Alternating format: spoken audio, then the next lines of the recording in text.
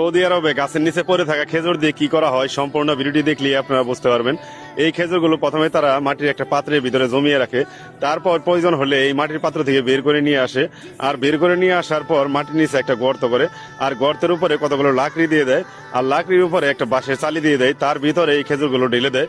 আর খেজুর ডালা শেষ হয়ে গেলে তার উপরে ঢাকনা দিয়ে ঢেকে দিয়ে কতগুলো কাঠ দিয়ে দেয়, তারপরে চারোপাশ দিয়ে কাপড় দিয়ে ঢেকে দেওয়া হয়। কয়েক ঘন্টা পর সেই কাপড়গুলো সরিয়ে ফেলা হয়, আর গরমে খেজুরের রসগুলো ফোটায় ফোটায় নিচে পড়তে থাকে, যা দিয়ে তারা ইফতারি করে থাকে। খেজুরের বিচি দিয়ে কি করা হয় এই বাকিটুকু দেখলে আপনারা বুঝতে পারবেন। প্রথমে তারা খেজুরের বিচিগুলো জমিয়ে রাখে, আর তারপরে সেগুলো ফ্যাক্টরিতে নিয়ে আসে, আর এই মেশিনের মাধ্যমে ছোট ছোট পুঁতির মতো বানিয়ে ফেলে। তারপর মাঝখান দিয়ে একটা ফোঁটা দিয়ে দেয়, তারপর সুইয়ের মাধ্যমে তার ভিতর দিয়ে সুতা ঢুকিয়ে দেয়। এখন এই বিচি দিয়ে কি তৈরি করা হচ্ছে আপনারা মোটামুটি আন্দাজ করতে পারতেছেন। খেজুরের বিচির অংশগুলো সুতার ভিতরে ভরা শেষ হয়ে গেলে তারপর বেঁধে নিয়ে এরকম ভাবে এক জায়গায় রেখে দেওয়া হয়। তারপর একজন শ্রমিক মেশিনে ঘষে ঘষে উপরে থাকা ময়লাগুলো তুলে ফেলে এবং মসৃণ করে দেয়। তারপর এই তসবির উপরে রং করে দেওয়া হয়, আর রং করে দেওয়ার পর এগুলো মার্কেটে গিয়ে মানুষের হাতে পৌঁছে যায়। ভালো লাগলে প্রথম দেখলে শেয়ার করে অন্যকে দেখার সুযোগ করবেন।